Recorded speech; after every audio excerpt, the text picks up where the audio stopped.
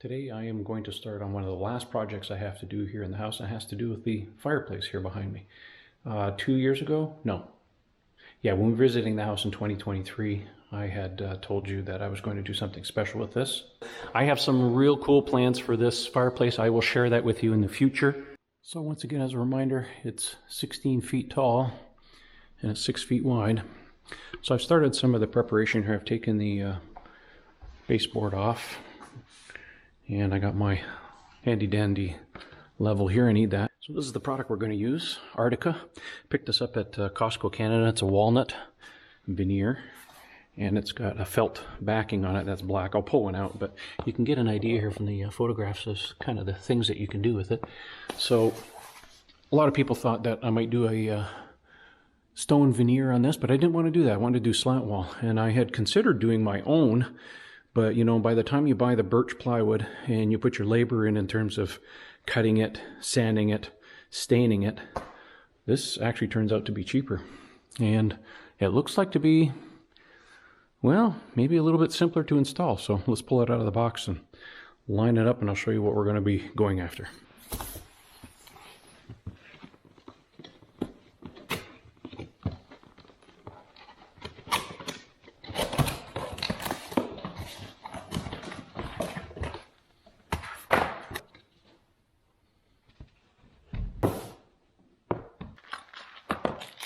So you get the full screws. These are just drywall screws. And in here they give you corner pieces. So there's a short corner piece and another corner piece here with a longer piece of felt. So this one here has a bit of a lip. It's a little bit of overlap. So it fits in right against that piece.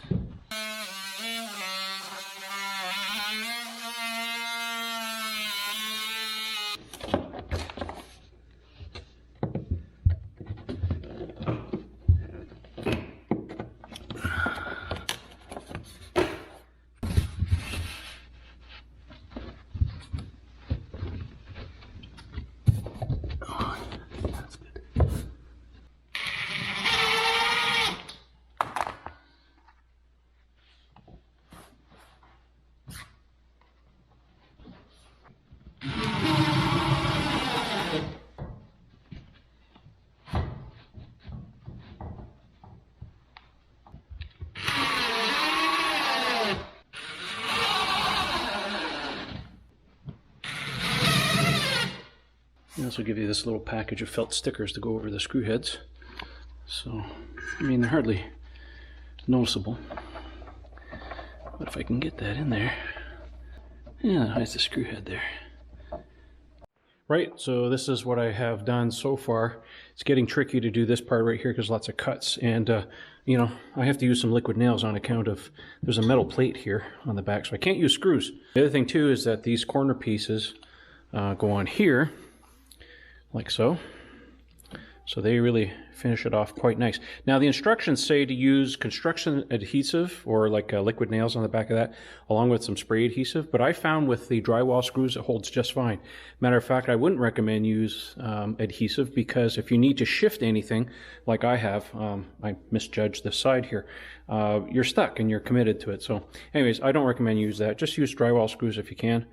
And that's going to finish off that side. Whoop, and then this side ends up going on there like that, so that creates a really nicely finished corner. All right, so gotta wait for my liquid nails to warm up. I had some in my trailer, and obviously it was cold, so gotta let that warm up in the sink, and then I'll be able to glue this part. And then actually I gotta take this mantle off and then do the cuts around that. And the rest of that should be pretty easy after the fact, because this is the trickiest part here, all the cuts. The rest of it's just straightforward. It was a good thing I told the builder to build this exact dimensions, 2 feet deep, 6 feet wide, because I've had no cuts to do with these edges or anything like that other than the openings.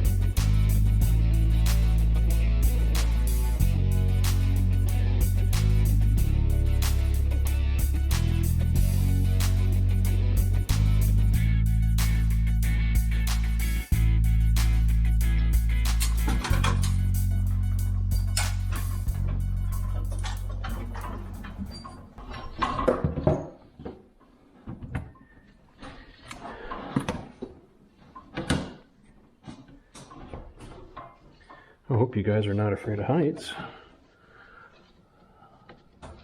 I'm not.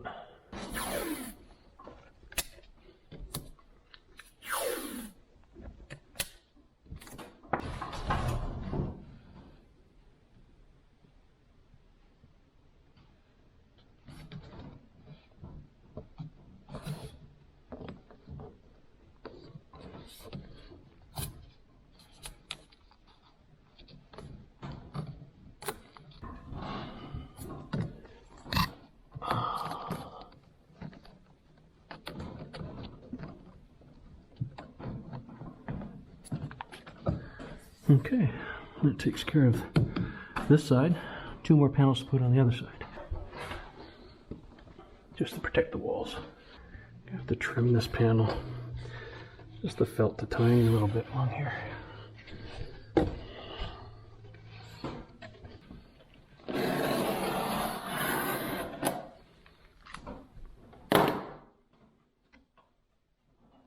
The reason I trimmed that is because this trim piece here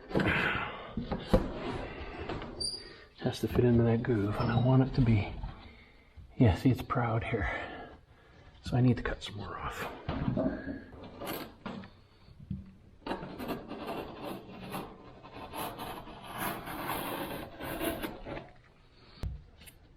See, one of our saving graces here is the fact that we painted everything black, so it hides some of the crimes.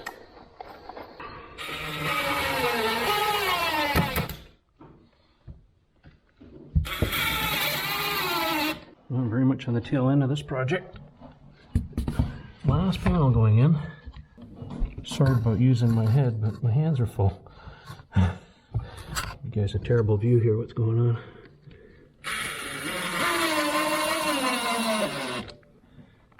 Oh, that wouldn't be the first time. Lost the screw. There you go. By the way, when you install these panels, if you do install these panels, don't be afraid to countersink the hole or the screw a little bit, because the little felt dots that come with a kit sit better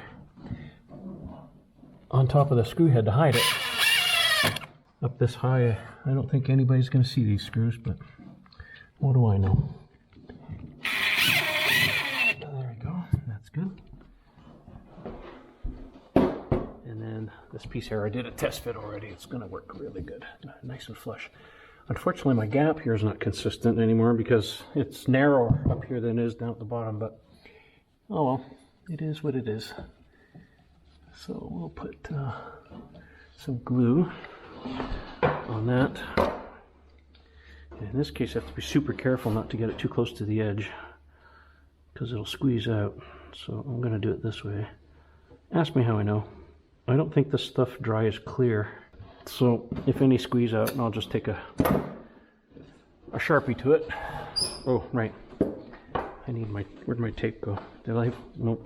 Of course, it'd be just like me to forget my tape down there. Okay. Yeah, as I was saying, if I get any squeeze out, I can just come back with a Sharpie and just fix this. Oh yeah, that's better. Piece of tape.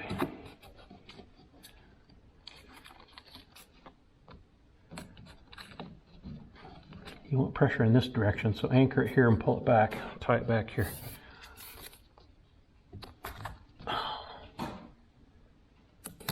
Like that. We'll give that about 45 minutes to dry, and we'll call that a day. All right, let me hop off this scaffold and I'll give you an overall shot what this whole thing looks like.